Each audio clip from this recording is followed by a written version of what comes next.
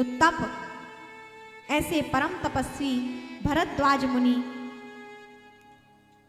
पधारे हैं, इस प्रयाग क्षेत्र में निवास करते हैं। याज्ञवल्क्य मुनि से उनकी भेंट हुई। एक मेला लगा हुआ है, माघ मेला। अभी तो प्रयाग में महाकुंभ लगा हुआ है। ये जिस समय की बात है, माघ मेला लगा हुआ था। कहते हैं कि वहां पर इन दो ऋषियों की भेंट हुई।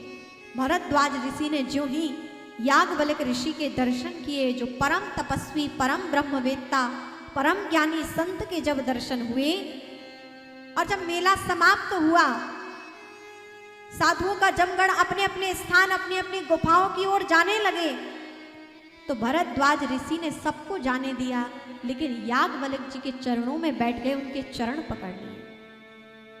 कहा, भगवान आप ना जाइए।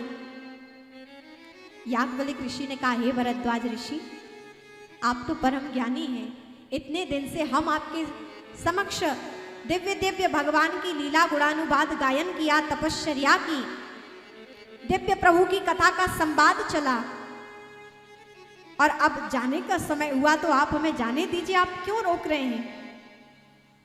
परम विनम्रता को धारण करते हुए भरद्वाज ऋषि ने याज्ञवल्क्य जी को एक दिव्य आसन दिया, विराजमान किया, चरणों का पूजन किया याज्ञवल्क्य जी का, और हाथ जोड़कर प्रणाम करते हुए कहा, भगवान मेरे मन में एक संशय है।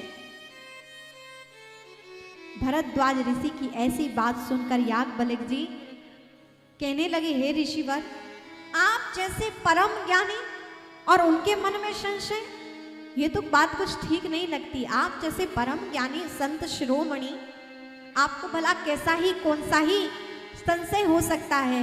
लेकिन मैं जानता हूं कि आप जैसे ऋषि भी यदि मुझसे कोई प्रश्न करना चाहते हैं तो ये स्वयं के लिए नहीं, जन कल्याण के लिए आप प्रश्न करना चाहते हैं। क्योंकि साधु का जीवन स्वयं के लिए नहीं होता है, जन कल्याण के लिए होता है। तो हे भरद्वाज ऋषि, आप अपने लिए नहीं, हमें लगता है जन कल्याण के लिए आप प्रश्न कर रहे हैं, कहिए क्या बात है? तो यहां पर भरद्वाज ऋषि ने बहुत विनम्रता पूर्वक बात कही, नाथ एक संशय बड़ मोरे, नाथ एक संशय बड़ मोरे, परगत वेद तत्व सब तोरे, करगत वेद तत्व सब तोरे, कहत सुमोहि लागत लाजा, कहत सुमोहि लागत भय लाजा, जो ना कहूँ बड़े हो अकाजा, जो ना कहूँ बड़े हो अकाजा। याज्ञवल्क्य ऋषि से हाथ जोड़कर कहते हैं, हे भगवान, सारे वेद तत्व आप जानते हैं, मेरे मन में एक भय भी है और एक लज्जा भी है, और मेरे मन में एक शंका भी है। याज्ञवल्क्य जी बोले, हे भरद्वाज जी, आप जैसे महापुरुष को भय और लज्जा और शंका कैसे हो सकती है?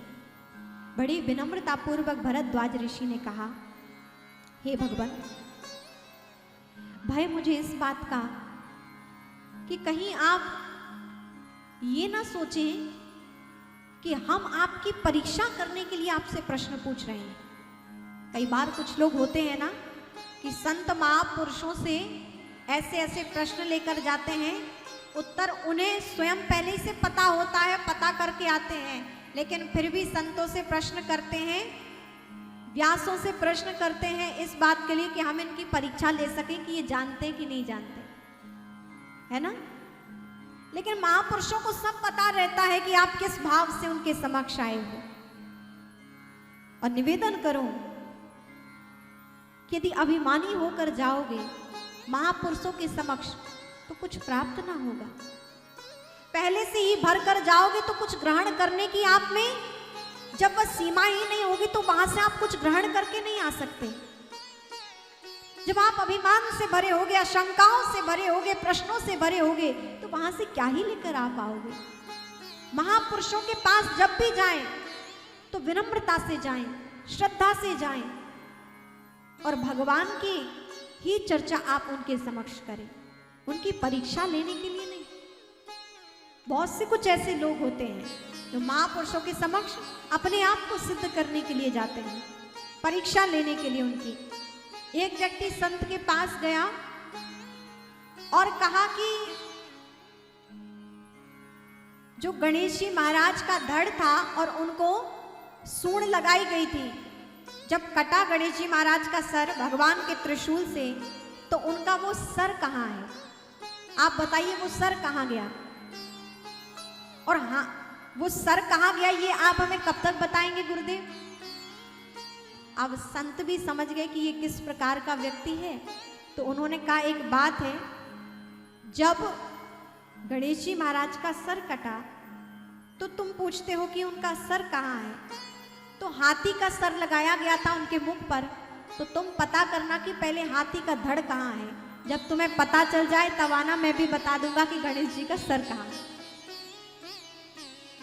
कुछ लोग होते हैं, संत जानते हैं कि आप किस भाव से उनके समक्ष आ रहे हैं। व्यर्थ चर्चा, व्यर्थ बात, व्यर्थ संवाद, व्यर्थ चीजों को लेकर आप पहुंचेंगे तो कुछ भी ना पा सकेंगे। घड़ा तब भरता है जब झुकता है, और पहले से यदि घड़ा भरा रहा तो उसमें कुछ भी भरो आप, जल बहता ही जाएगा, भरेगा नहीं। उसी तरह यदि आप अभिमान में भरकर जाओगे, शंकाओं में भरकर जाओगे, तो आप प्राप्त नहीं करोगे। महापुरुषों की कितनी भी ज्ञान चर्चा होगी, वो बार बार वो जल की भांति बाहर ही निकलता जाएगा। इसी प्रकार परम श्रद्धा के साथ जाएं, परम विनीत होकर जाएं, विनयी होकर जाएं, और उन्हीं प्रश्नों को लेकर जाएं जो परमात्मा से हमें मिला देने वाला है। उन जिज्ञासाओं को लेकर जाएं जो हमारा पथ प्रदर्शन करने वाला है, जो हमें वास्तव में हमारी सार्थकता को प्रदान करने वाला है।